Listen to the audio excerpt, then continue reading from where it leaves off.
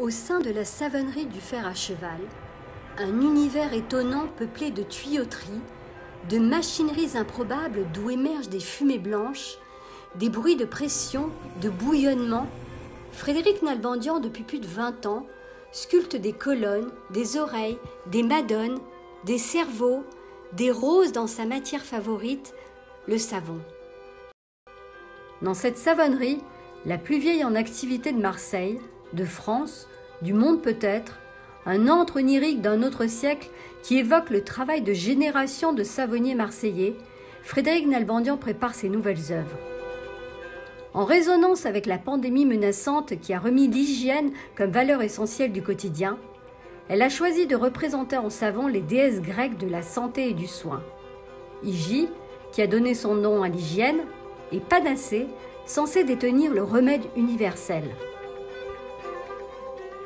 Pour représenter Panacée, Frédéric a choisi une forme qui inclut à la fois les gestes augustes des lavandières et le classicisme des déesses antiques vêtues de leur péplos, une étoffe élégamment drapée. Hygie, la déesse autour de laquelle s'enroule le serpent sacré, va être sculptée dans un bloc de savon de plus d'1 tonne et de 2 mètres de haut. En confrontant les mythes et les légendes avec nos problématiques contemporaines, Frédéric, à travers le savon, symbole de l'hygiène, nous interroge sur le sens de notre modernité, sur la richesse de certaines créations humaines comme le savon de Marseille, qui ont traversé les siècles. Travailler avec une artiste comme Frédéric permet de présenter ce produit à une population peut-être différente de nos clients habituels, mais surtout de mettre en valeur ce produit, encore une fois, d'une manière différente. Et je pense que Frédéric l'a fait à travers les multiples œuvres qu'elle a fait avec nous.